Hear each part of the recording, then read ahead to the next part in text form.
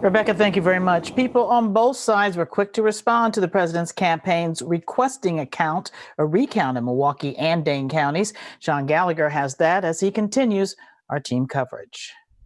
Both sides of the aisle reacted in pretty much the way that you would expect. The Republicans and Democrats that I spoke to could not agree on the rationale behind requesting a recount in Wisconsin. Milwaukee Mayor Tom Barrett called the decision to recount ballots in only Milwaukee and Dane counties an attack on minorities. Don't let anybody fool you that this is about irregularities. This is flat out an attack on democracy in cities and places where people of color live. But Republican strategist Mark GRAUL disagrees and argues the president's team selecting Milwaukee and Dane County is purely strategic. There were more than 800,000 votes cast in just those two counties. I think the volume of votes is what's important. If you're going to overturn a 20,000 vote difference, you want to pick the two places where there's the most votes that can shift potentially because there's the most votes in general. So I think it makes sense from that strategy. And certainly, of course, the volume of Democrat votes in those two counties was very high. Recounts in prior elections only resulted in a switch of a couple hundred votes,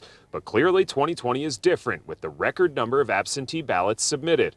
GRAUL says the process needs to play out. I don't think that it's likely to change the outcome. I think most people believe that. But I also think in an election with this kind of consequence that was that close with this many voters, there's nothing wrong with going back to make sure everything was right. Mark GRAUL says one thing you can expect to see change in future elections is the number of absentee voters. He says it won't get near the pandemic levels we saw in this election, but expect more and more people to opt for absentee ballots in the future.